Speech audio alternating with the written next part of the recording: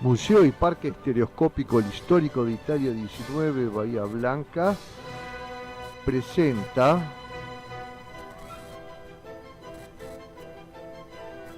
un héroe bahiense en la Guerra de Malvinas, diario del teniente de navío señor Hugo Alberto Perata del Apostadero Naval Malvinas.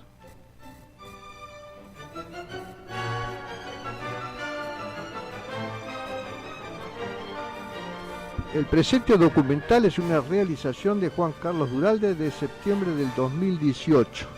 Este diario de experiencia de guerra fue recreado con infinidad de fotografías, documentación y filmaciones originadas y relacionadas en el conflicto bélico de Malvinas, los cuales son mencionados al final del video. Comienza esta historia. Hasta antes de la Guerra de Malvinas me desempeñaba en la Armada Argentina con el grado de teniente de fragata en el Cuerpo Técnico de Electricidad, capacitado en giro compás, corredera y demás. El comienzo de mi destino rumbo a la Guerra de Malvinas. En diciembre de 1981 fui destinado al crucero Belgrano para ocupar el puesto de ayudante del jefe de electricidad, siendo esto una sorpresa para mí, ya que el personal especializado en giro compás y corredera casi nunca era embarcado. El día 24 de marzo me llama el comandante Héctor Bonzo para encomendarme que agrupe 20 hombres idóneos en construcciones navales, bioquímicos, maquinistas, marineros, para una importante misión que debía ser secreta. Desconociendo el lugar y los motivos de la misión a realizar, me aboqué a seleccionar el grupo de las personas, tarea que me demandó 2 días en completarlo. El sábado 27 de marzo me ordenaron presentarme a mi destino, donde nos embarcamos ese mismo día en el Almirante Irizar. Todo el grupo que conseguí, junto al capitán Gafoglio, que estaba al mando, el subscripto, el teniente Númer y el teniente Cosia.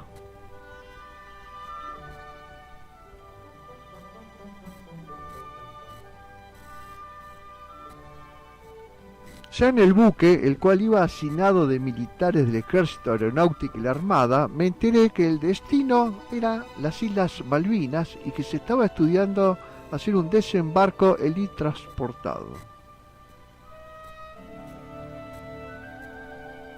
Ya embarcado, también me enteré que el grupo de personal que elegí era para conformar el Apostadero Naval Malvinas, que se creaba para brindar apoyo logístico a las unidades navales que operarían en las islas. Sin saberlo, me transformé en cofundador de la primera unidad naval creada en suelo malvinense, ya que tuve el gran honor de elegir el grupo del personal que nació y comenzó a operar el Apostadero Naval Malvinas.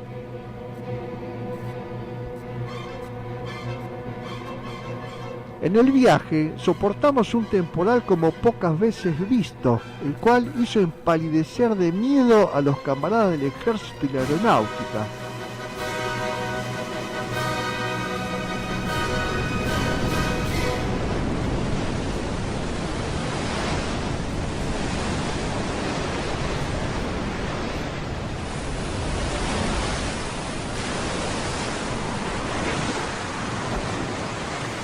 Cuando llegamos a Malvinas, desembarqué con mi personal en la tercera tanda en el aeropuerto de la isla, siendo mi función específica tomar el puerto para la creación del Apostadero Naval Malvinas.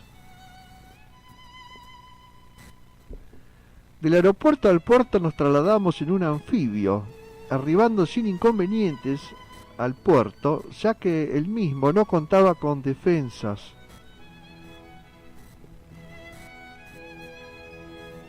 Llegados al puerto, seleccionamos y ocupamos los lugares más estratégicos para nuestra importante sección de logística para el abastecimiento de todas las unidades militares. Aquí observamos en una fotografía aérea las distintas edificaciones y los lugares a donde pertenecían las mismas en el puerto. Aquí tenemos señalado el lugar donde dormíamos la gente del Apostadero Naval Malvinas, que era un galpón de lanas. Este galpón donde descansábamos carecía hasta de baño para asearnos, lo que sumado al frío y la humedad me costó mucho superar el dolor de huesos que todavía recuerdo. Recién a los 10 días de haber llegado comenzamos a comer alimentos calientes, ya que obtuvimos una cocina de campaña. Mientras tanto iban llegando desde el continente los soldados del ejército que comenzaron a ocupar distintas instalaciones que la mayoría estaban desocupadas, muchas de las cuales eran mucho más cómodas y confortables que las que habíamos conseguido nosotros. Acá tenemos unas vistas del aeropuerto Malvinas, en donde se observa el grandísimo movimiento que había luego de que recuperamos las islas. Un movimiento intensísimo.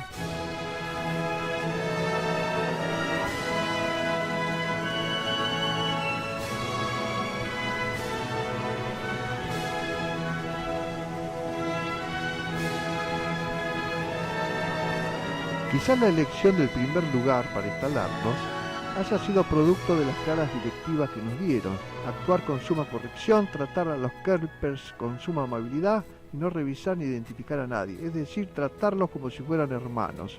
Tales directivas nos costó muchísimo, ya que estimo que existían grupos de comandos de civil mezclados con la población, los cuales nos tiroteaban casi todas las noches. Era un peligro, había que estar bien protegido, bien a cubierto.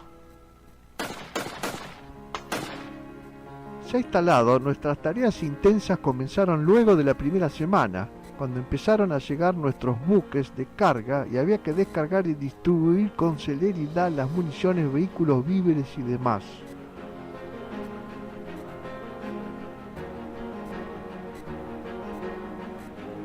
Los buques más importantes que llegaron fueron el Bahía Buen Suceso y la Isla de los Estados. Acá tenemos una vista de los buques que nos aprovisionaban de todo tipo de material: armamento, provisiones, medicamentos, demás. Nuestra situación habitacional cambió cuando llegó el Buen Suceso, pues lo utilizábamos como hotel. Buenos baños, camarote, cocina, etc. Acá tenemos una vista del Bahía Buen Suceso.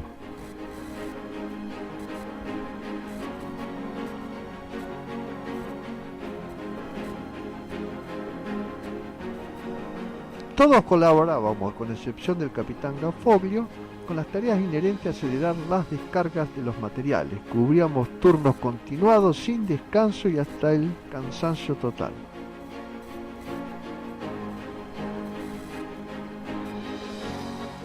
Los trabajos continuaban, el puerto estaba abarrotado de cajones de municiones, lo cual era un peligro latente. Este es el puerto de Puerto Argentino. Como ustedes pueden ver, es un verdadero polvorín. Miles de toneladas de explosivos y municiones se encuentran aquí. Esta situación llegó a ser tan peligrosa por la amenaza de un ataque a este lugar que decidimos hacer un enorme pozo a 100 metros del puerto y enterramos allí las municiones a 2 metros de profundidad. Ahí tenemos señalado el lugar donde hicimos ese resguardo. Pocos días nos duró el disfrute del Buen Suceso, ya que a mediados de mayo, una noche, a las 2, tuvimos que abandonarlo inmediatamente porque se esperaba un ataque aéreo. Fue una real odisea desembarcar con urgencia porque había un fuerte temporal en ese momento, y luego de esta maniobra el buque zarpó hacia Darwin, donde fue atacado y averiado gravemente.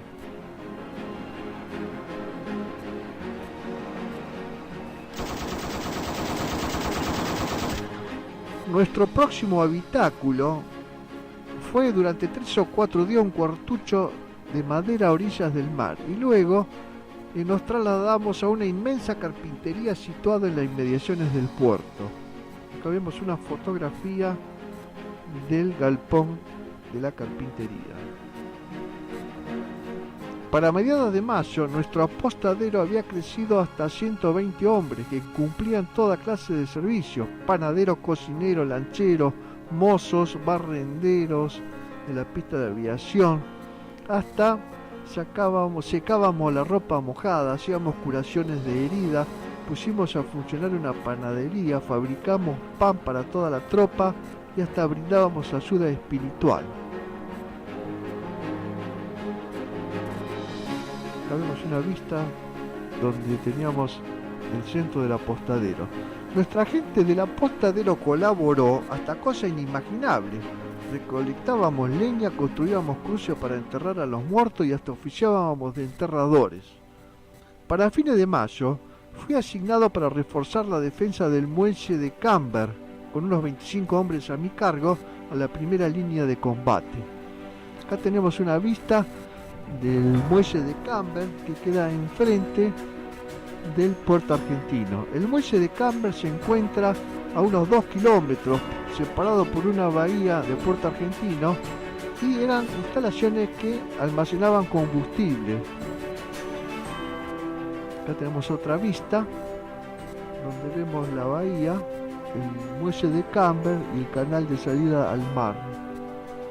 La franja del terreno de Camber es totalmente quebradizo de roca, formando una colina central con varias lomas donde se instalaron los puestos defensivos. De allí se observaba todo el poblado y los alrededores. Acá tenemos una foto aérea donde vemos la península de Camber, donde tuve que hacer la defensa de la misma. La lengua del terreno ya estaba defendida por una sección del batallón número 2 con 60 hombres a cargo del teniente Inboden, y también por una sección del ejército a cargo del mayor Monge con 100 hombres y 4 ametralladoras antiaéreas Bitubo.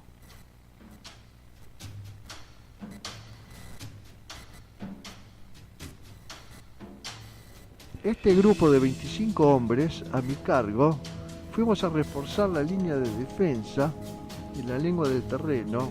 Estaba integrado por personal de control de avería, electricista, panaderos, mozos y demás. Acá hay un mapa en donde muestro los lugares en que me tocó defender las islas. Una filmación actual desde la península de Camber hacia el poblado del puerto argentino. Vemos los tanques de combustible, los actuales muelles de Camber y una casa de piedra que fuera la que utilizábamos durante el día. Ya que a la noche nos trasladábamos a los pozos arriba de la península, que estaba a 20 metros de altura. Está la casa de piedra, que fue nuestra vivienda durante el día. Diariamente cruzaban 3 a 4 veces desde el puerto argentino al muelle las lanchas EDPB del apostadero naval, transportando víveres, armamento, medicamentos, personal, en fin, de todo. Acá tenemos varias vistas con gente también del apostadero naval haciendo los traslados.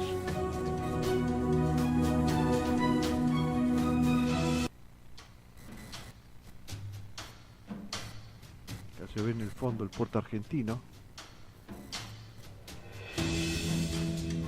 Ya instalados, nuestra vivienda de día era la casa de piedra que indicábamos antes, y a la noche nos trasladábamos a nuestros pozos realizados bajo tierra y las rocas. Ahí vemos la parte de piedra de la península de arriba donde estaban nuestros pozos.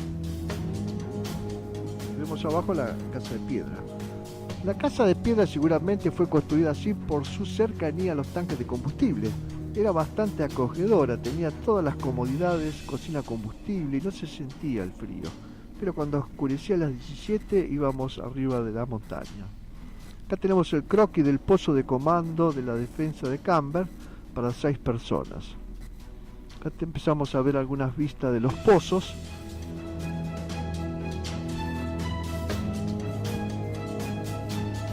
Nuestros pozos estaban en la cima de las pequeñas montañas. Así, los hombres comían, dormían y estaban en alerta con sus fusiles, ametralladoras y morteros para evitar ataques sorpresivos, defendiendo esta estratégica península de Camber. Acá tenemos vistas también de los pozos.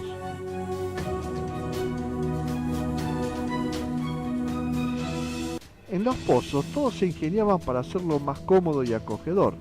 Los que descansaban cocinaban con aturba, tortas fritas y demás. Aparte servía para calefaccionar el lugar. Nunca nos faltó el guiso de lenteja ni la polenta en los pozos, como tampoco el chocolate. Nosotros no pasamos hambre en ningún momento, cosa que atribuyo a nuestra cercanía a la ciudad.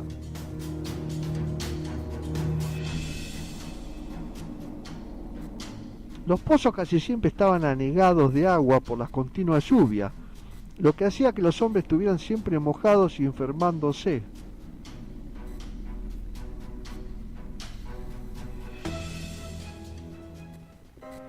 Todas las mañanas y las tardes, nuestra zona de Camber era barrida por fuego de artillería pesada sin descanso.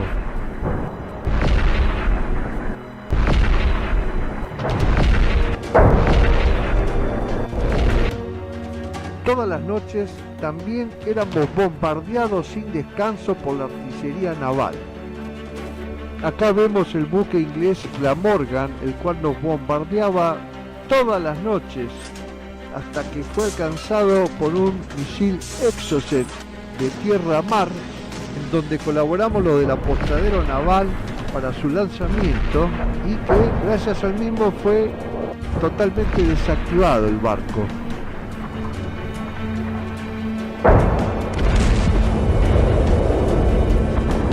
Era un bombardeo intensísimo lo que nos hacían. La lengua de tierra de Camber era un lugar especial para ver los bombardeos y ataques aéreos en todas las zonas de las islas.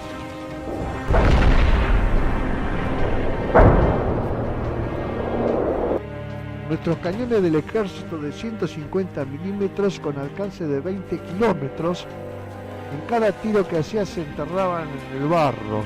Su peso era tan grande que para moverlos hacía falta un tractor. Gracias a estos cañones, las naves inglesas se alejaron un poco y no tenían tanta puntería para con nosotros. Recuerdo que atrás de las últimas casas del pueblo estaba instalada nuestra artillería, casi al lado de las construcciones de la última manzana. Acá tenemos un plano donde vemos dónde estaban los cañones.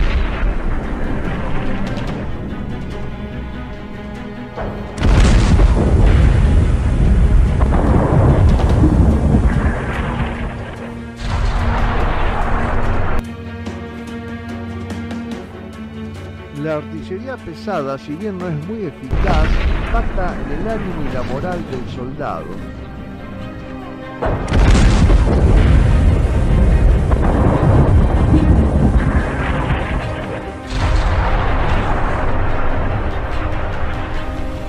Todas las mañanas se hacía el recorrido de todos los puestos de combate de los soldados, llevándole chocolates, harina, azúcar, últimas noticias y palabras de aliento. Los días iban pasando y el enemigo estaba cada vez más cerca. Las noches eran cada vez más largas porque en cada momento era más inminente un ataque. Ya era necesario que toda la gente permaneciera despierta toda la noche, siendo a su vez imposible moverse de un pozo a otro, ya que la orden era abrir fuego ante la primera duda. La noche del 13 a la madrugada del 14 se encontraba fondeado frente a Camber el buque hospital Almirante Irizar. Acá vemos la lengua de Camber, donde estábamos instalados nosotros, y del otro lado, en la segunda bahía, estaba el Irizar. Esta noche del 13 a la del 14, uno de los puestos informa que sus ojos divisan 4 embarcaciones de goma que se aproximan a nuestra zona.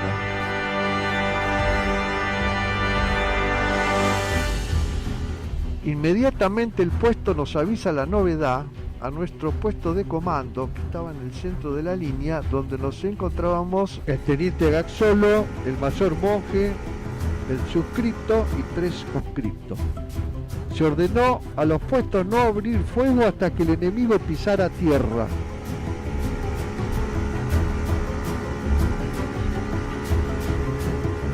El Irizar, al ver las lanchas, nos avisa y espera que lleguen a nuestra costa para prenderle sus reflectores.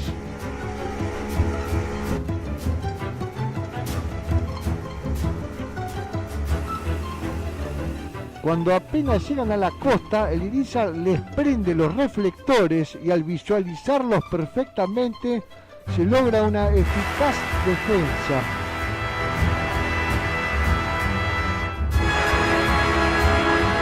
Ya iluminados por el Irizar, se les abrió fuego continuo con las ametralladoras y fusibles, con montaje bitubo de 30 milímetros y con morteros.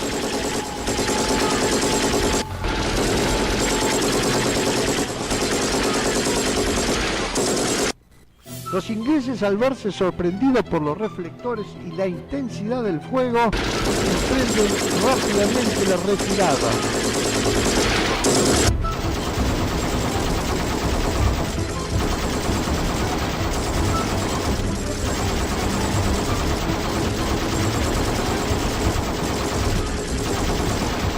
En su veloz huida buscaron sobrepasar al Irizar para que la espalda del mismo oficie de escudo protector ante la artillería de Camber.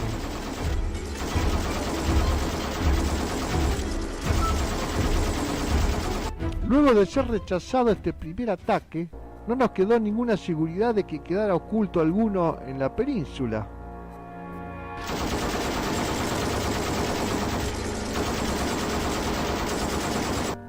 Después de media hora de este contacto directo, el Irizar nos informa que estaban por salir o saliendo 10 lanchas más cargadas de comandos.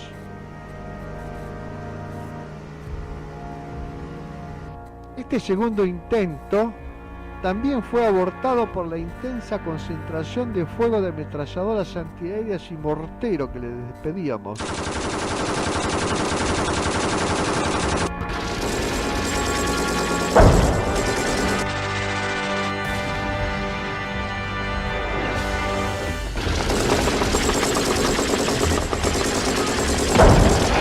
Luego de los ataques de las lanchas, pedimos comandos del ejército para que patrullen la zona para ver si algunos enemigos habían logrado desembarcar.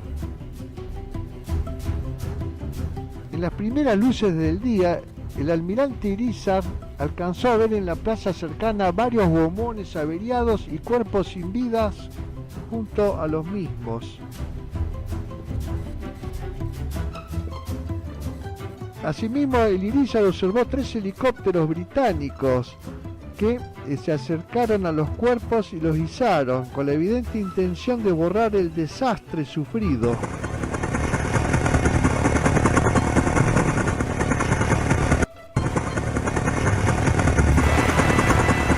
Los comandos del ejército, luego de llegar, recibieron la orden de desplazarse al norte para contrarrestar el ataque inglés que avanzaba con una tromba.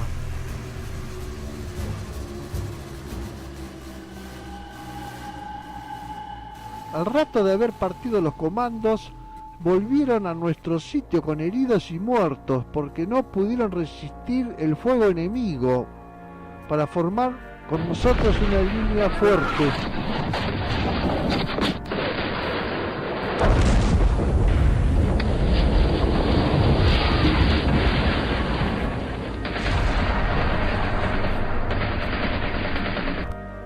Mientras la artillería pesada enemiga y la propia se devolvían tiro a tiro sobre los frentes principales, que en ese momento se encontraban a unos 800 a 1000 metros de nosotros.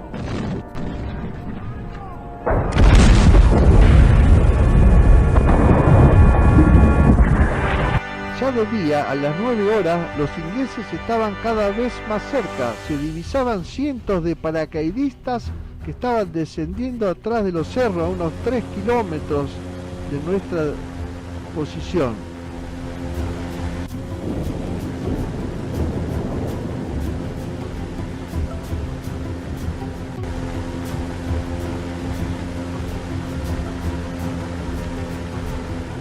El ruido de ambas artillerías pesadas ensordecía en el lugar y el repiqueteo de ametrallador en los 360 grados a la redonda nos destrozaban los nervios.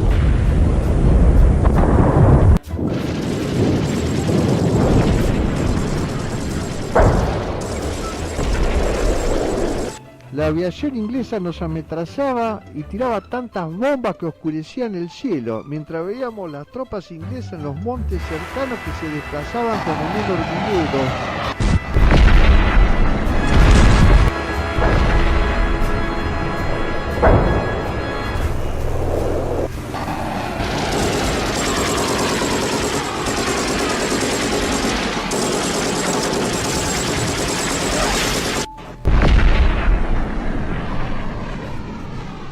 Era un verdadero infierno.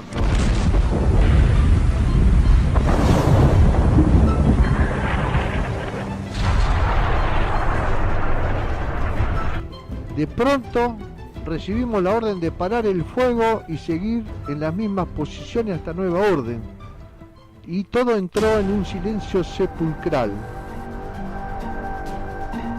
En el silencio absoluto vi a muchos oficiales, suboficiales y tropas llorar con gran pesar por el triste desenlace que ya se presumía.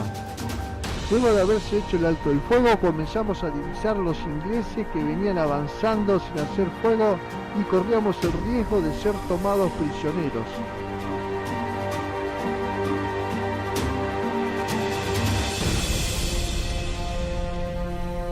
Antes de abandonar las posiciones de Camber, procedimos a romper todo el armamento, tiramos al agua las radios y municiones e incendiamos los camiones y helicópteros. A media mañana vimos aproximarse a toda máquina el Forrest a cargo del teniente Molini para replegarnos a la ciudad. Acá hay una foto donde estaban esperando embarcarse en el Forrest. Acá vemos una foto del Forrest, buque intermedio de la FIC. Está cargado de los soldados.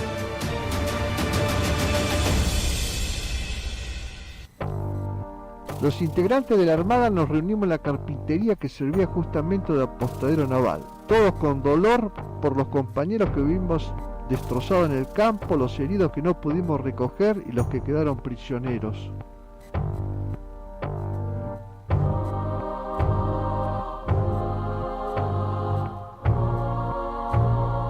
Acá hay una toma del apostadero con los soldados.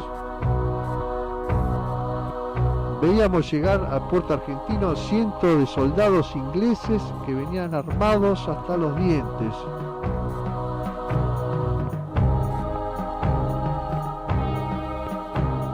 Era un movimiento impresionante de tropas. Lo más doloroso para todos fue realizar el parte de la compañía, que de a poco iban llegando del frente y se los recibía con abrazos y llantos. Era muy triste.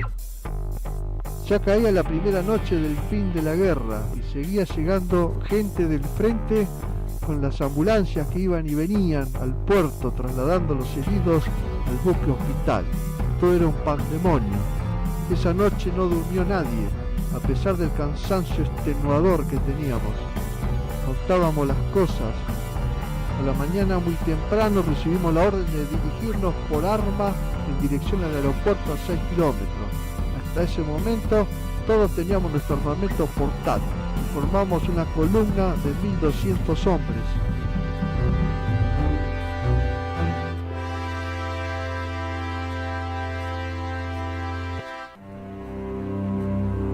Rumbo al aeropuerto, cada soldado transportaba su equipo, casco, gorro, parca, fusil, todo armamento liviano, frazada, bolsa de cama, bolsa con elementos variados.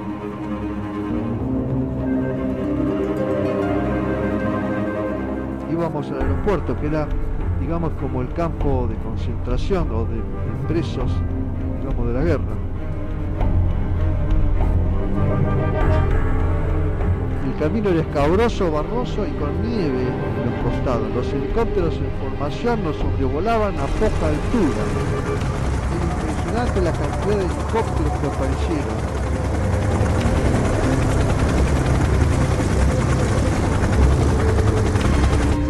Entre las cosas que llevaba camino al aeropuerto, había un radiograbador que compramos con mi grupo al llegar a las Malvinas y luego decidimos sortearla entre los que terminábamos la guerra vivos. La suerte fue mía, que me tocó a mí el número, gracias a Dios lo pude llevar a casa. El trayecto al aeropuerto era agotador por el peso del equipaje que se hacía sentir, razón por la cual nos íbamos desprendiendo paso a paso de tanta carga que doblaba nuestras espaldas.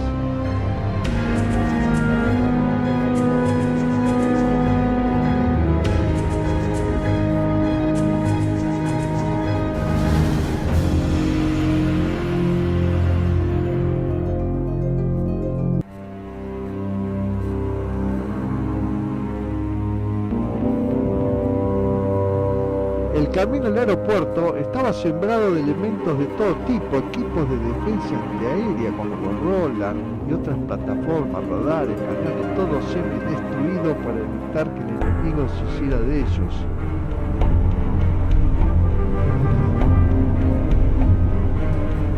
Antes de llegar al aeropuerto se encontraba el puesto de registro donde se retiraba todo el armamento que se portaba, con excepción a los oficiales. Grandes pilas de fusiles, sables y pistolas quedaron para siempre.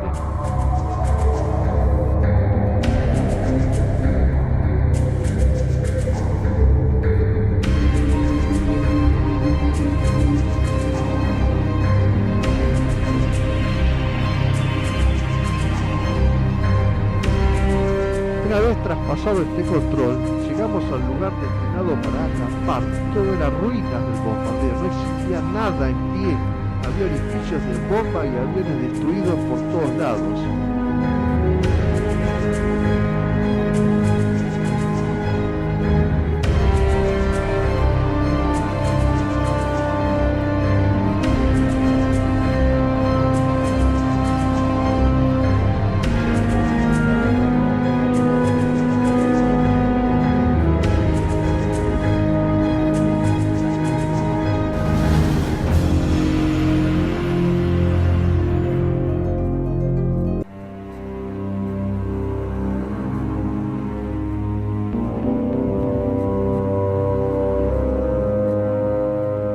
No obstante, a pesar de estar todo destruido, estos lugares no sirvieron para refugiarnos del intenso frío y de la nieve que cayó durante los 5 días que estuve en ese campamento.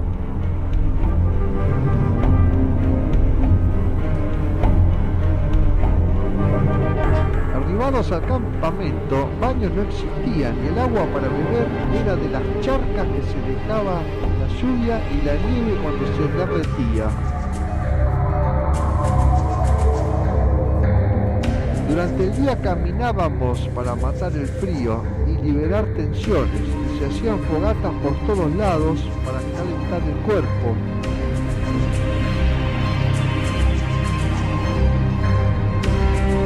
La cantidad de gente enferma aumentaba hora a hora. La Cruz Roja Internacional estaba muy preocupada por esto y tuvo bastante peso para acelerar nuestra partida. Después de pasar casi 5 días en dicho campamento, al atardecer comenzaron a transportar el vehículo a los oficiales argentinos a la ciudad, deteniéndose la maniobra hasta el otro día por la falta de luz. Al llegar el día siguiente, el único movimiento que se veía era la gente de la Cruz Roja, pero un coronel inglés que acompañaba a este grupo informa que se evacuarán al buque hospital Bahía Paraíso a los enfermos delicados.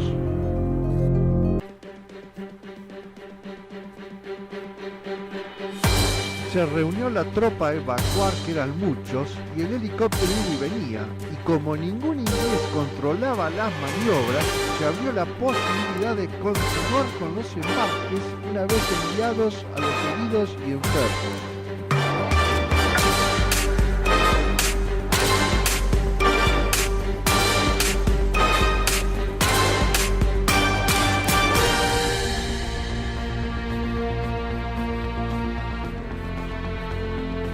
Luego de enviar a los heridos y enfermos, fueron embarcando en forma proporcional personal de todas las compañías, tanto de la Marina como del Ejército, con la consigna de que ante cualquier pregunta tengan una respuesta de alguna enfermedad. Subíamos al helicóptero en fracciones de a 20 personas y por suerte pudimos subir a todos el personal de la agrupación del apostadero naval, con gran nerviosismo por el gran temor de que se llegara a cortar el traslado. Cuando me tocó el turno en el interior de la máquina había mucho olor a combustible, nadie hablaba nada y el ruido de la turbina confesaba que iba a toda máquina.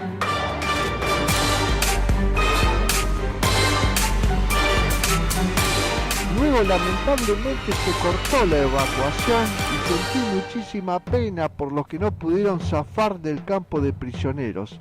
Al llegar al buque, pasamos por el control sanitario, luego por la ropería y luego al camarote. Más tarde al baño caliente y afeitarme fue todo un sueño.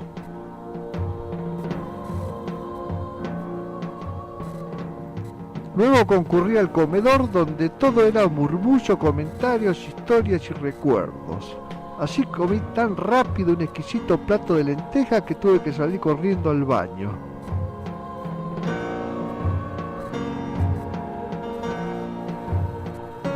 Se hizo la madrugada y comenzaron los preparativos de maniobras para zarpar, y a la mañana muy temprano empezamos el camino hacia el faro San Felipe, el cual ya nos conectaba con el mar abierto.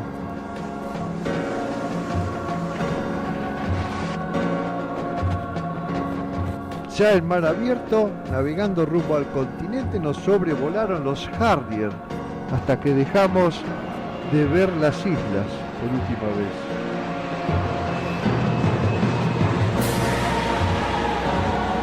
Al día siguiente llegamos al puerto Punta Quilla, en la provincia de Santa Cruz, donde desembarcamos y acampamos en un galpón donde esperábamos los micros para ir al aeropuerto.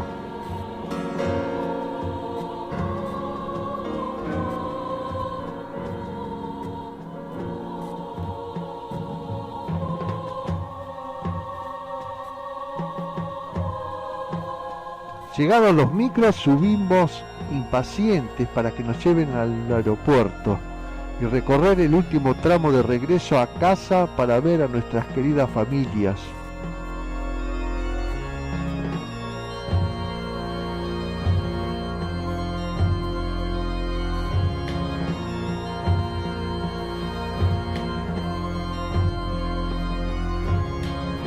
En el aeropuerto ya estaban los aviones aguardándonos, pero tuvimos que esperar otro vuelo que traía heridos del Bahía Paraíso con destino a Puerto Belgrano.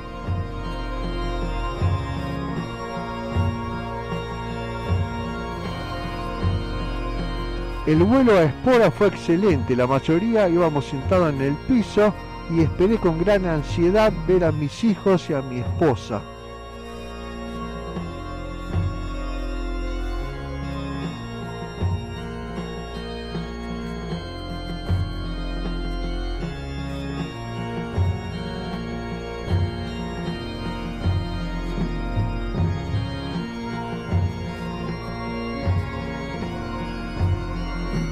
Al día siguiente de mi regreso a casa, hice los trámites administrativos y de equipo, no teniendo nada de mis pertenencias, ya que todo lo había perdido en el Belgrano y en las islas. Luego del regreso, en los días que estuve de reposo, recordaba a cada instante los casi 3 meses de intenso bombardeo y de moverme en un medio que no era nada conocido para mí como infante. Luego tuve 15 días de recuperación y me destinaron al destructor Pi como jefe de electricidad. Como colofón de la historia que me tocó vivir en la guerra de las Malvinas, debo expresar que me pregunté infinidad de veces las razones del destino por los cuales durante 29 años fui preparado como especialista en girocompás y corredera en Gran Bretaña y Alemania, siendo uno de los más capacitados, y termino con mucho orgullo como infante de marina y en pleno frente de batalla. También me pregunté las razones por las cuales fui cofundador de la primera institución creada en las Malvinas, que fue el Apostadero Naval Malvinas, ya que tuve el honor de seleccionar el grupo del personal con que comenzó a operar. Por todo lo que me tocó vivir, agradezco a Dios y a mi querida Armada por haberme permitido aportar mi humilde grano de arena para tan justa causa. Exhibo a continuación los reconocimientos que me fueron otorgados por mi intervención en la gesta de recuperación de nuestras Malvinas.